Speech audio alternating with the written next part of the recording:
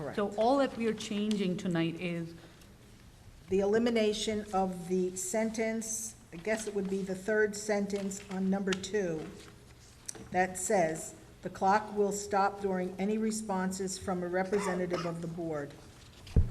and That was asked to be removed. And from what I saw on the policy committee discussion, the reasoning is that the public forum is extending too long with the back and forth? No. And is that the reason that we are proposing a change? I know there was no consensus, but what was the reasoning behind, for people who have not watched the committee meeting? I would ask Ms. Bierman, it was her Okay. policy So- suggestion. I brought it forth.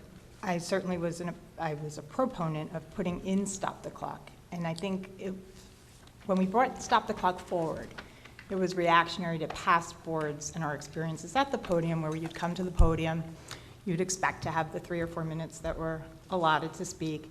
You'd get like one question out, and they'd turn it over to somebody to answer, and you politely waited, and you still had more on your list that you wanted to get through, but all of a sudden, time was up, and you couldn't continue.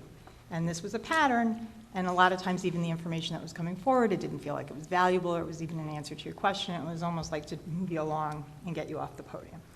So stop the clock gave that sort of opportunity, except what it turned into was sort of an invitation for Q&A and for debate and for back and forth with the board.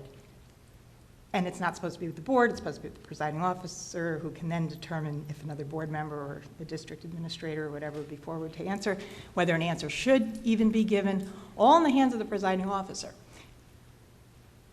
I feel like stop the clock now invited this strain at the podium, where people coming up and firing off questions, and they've got a list of 20 questions, which they can get through, right? And now the presiding officer sits here and, do you have any more? What, you're not going to answer my question? What, you don't have information? What, you know, and now it feels divisive and not part of us all coming together to communicate about education matters in our community.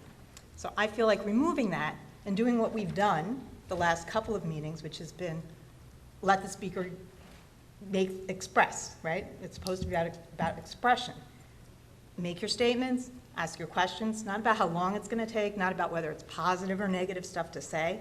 It's about let the speaker express, and then it goes to the presiding officer to make the decision whether they're going to respond or not. Just say thank you, whether there is an answer to get, whether let us get your name and information to the board secretary so we can respond to you in an email later in the week.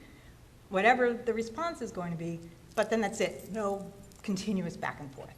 So not so much about the length of the meeting as much as the quality and intent of the time at the podium.